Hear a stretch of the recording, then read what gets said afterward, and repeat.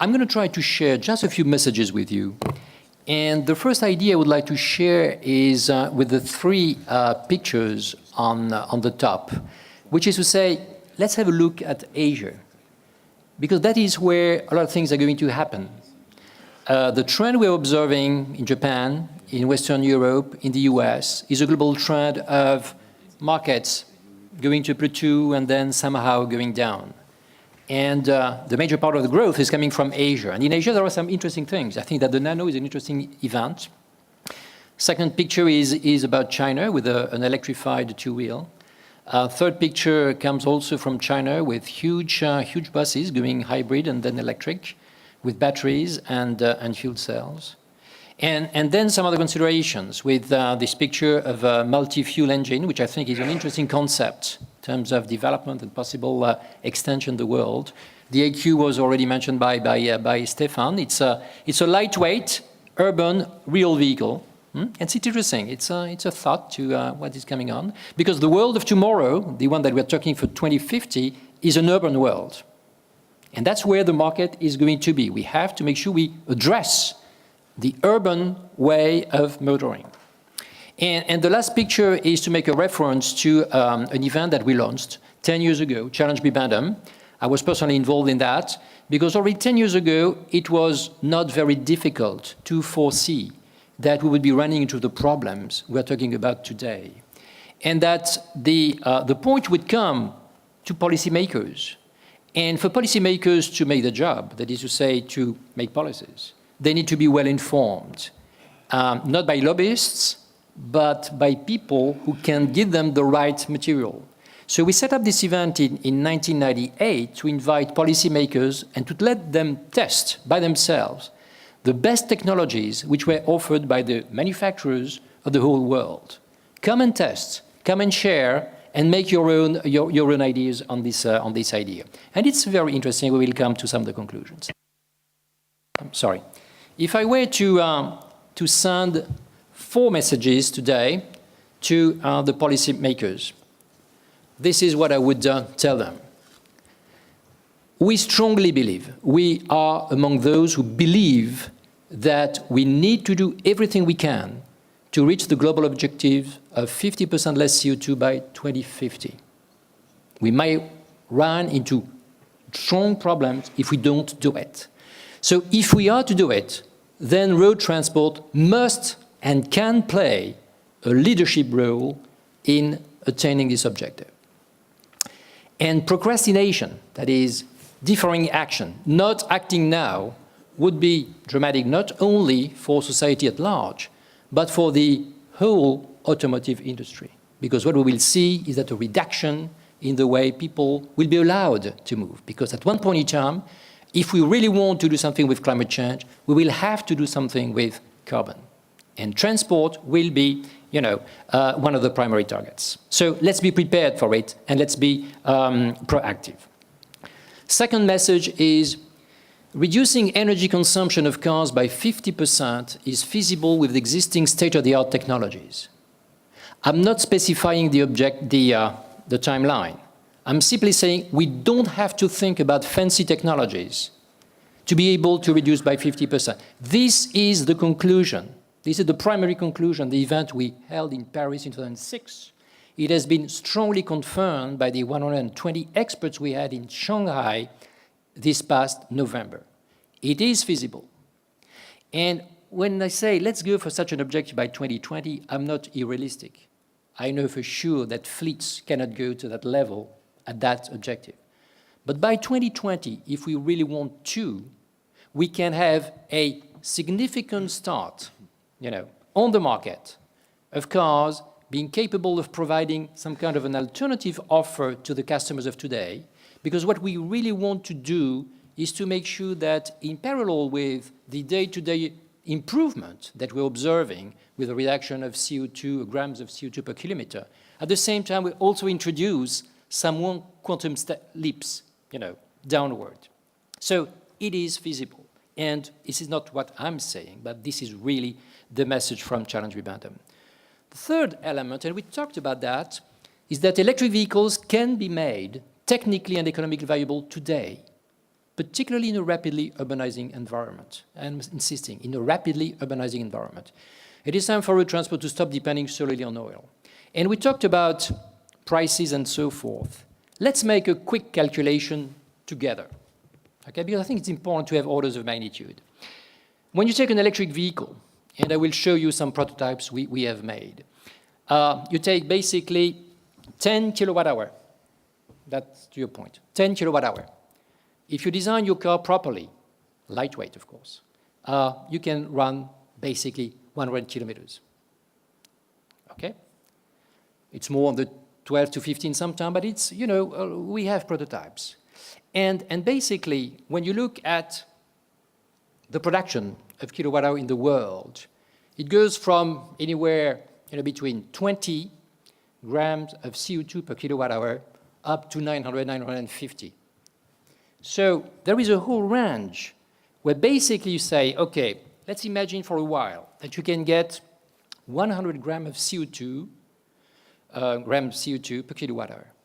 Then basically you take a car at around 10 grams of CO2 per kilometer. And I'll show you some examples. So it's important to have that. Talking about cost, because we have not mentioned the cost. I think that the market value that we can take today for batteries, lithium batteries, is around $1.5 per watt hour. It means basically $5,000 US per 100 kilometer, rough order of magnitude, okay? So we're not talking costs which are out of proportion with what we know.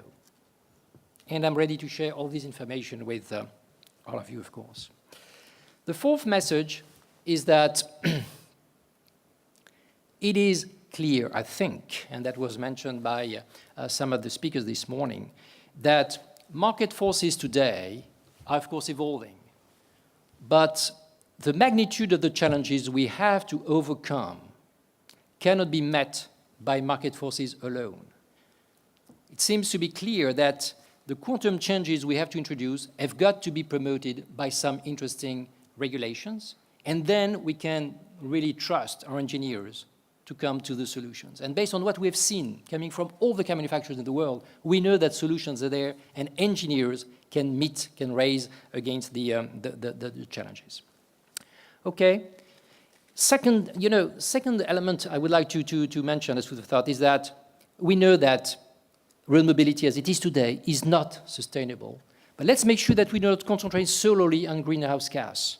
I think we have 6 issues that we need to keep in mind all the time. That is greenhouse gas, transport costs, oil dependency, which is an issue in itself, aspects of security and safety, urban pollution and congestion. Any solution that we should be promoting has got to take all these 6, I think, issues into consideration. Now, why do we consume so much energy? Of course, we have to overcome resistances. We have already mentioned that, and it is very clear that weight is something that we have to deal with. But also because in urban conditions in particular, let's recognize that engine efficiency is not that good. Engine efficiency, in average, is about 30%. In urban conditions, it's down to 20, sometimes 5%, while an electric engine is about 90%. Let's keep that in mind. It's important. Now, as I mentioned to you, the good news is that, and somebody asked the question of should we live optimistic or pessimistic, I'm optimistic. I think that we can meet the challenges. It is possible to reduce vehicle energy consumption, whatever energy it is, by 50%. It is possible to reduce CO2 emissions by more than 50%. And as food for thought, I simply would like to share with you examples which happened in the past months. 71 grams CO2 per kilometer on the Shanghai roads, normal conditions. With a Logan. A Logan is not a car which is renowned for its aerodynamics or any specific. It's a case which is interesting because this car was specifically designed to start with a regular car, optimized, with tires, with some aerodynamic aspects and so forth, minor things. 71 grams of CO2 on the Shanghai roads. The other car is one of the prototypes we developed, and we participated in the last Monte Carlo rally. Less than 30 grams of CO2 per kilometer. I'm talking about a rally, full speed, full acceleration. Okay? It's interesting to have these orders of magnitude. In more civil conditions, what can this car do? And once again, we're not a manufacturer, we're a supplier, and we're simply here for the sake of making things, debatable.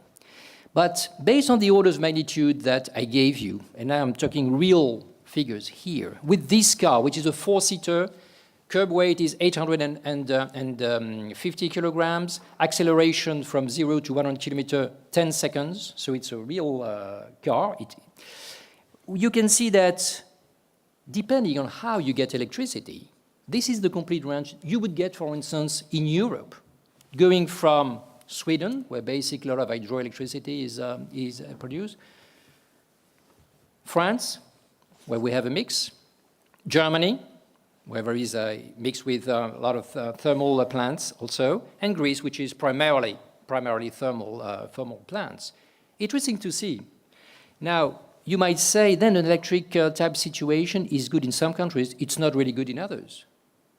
But then I will go to, the next slide, which is what we do practice every day in Switzerland. What does it show? It shows that we have already gone electric, and we can go with battery vehicles or fuel cell vehicles. The interesting thing is that with 55 square meters of photovoltaic panels bought from the market, in 2004, we're not talking fancy technology once again. We get electricity, we electrolyze water, get oxygen and hydrogen, use that in the fuel cell. We drive 20,000 kilometers per year. So it shows that basically we have already reached, technology has reached a situation where it is feasible to, consider that if you have your own house, on one side of the roof, you deal with your driving requirements. On the other side of the roof, you deal with your housing requirements. This is proven technology. So what I simply want to introduce here is this notion that we've talked extensively about the hybrid concept, plug-in vehicles. We have kind of eliminated the notion of pure electric vehicles or postponing it to a much longer future with fuel cells. I completely disagree. And I would like to mention to you a statement by the State Council of China, who wants to have a situation where by 2020, 50% of the new cars, I'm not talking fleets, I'm talking the new cars, should be either electric or hybrid.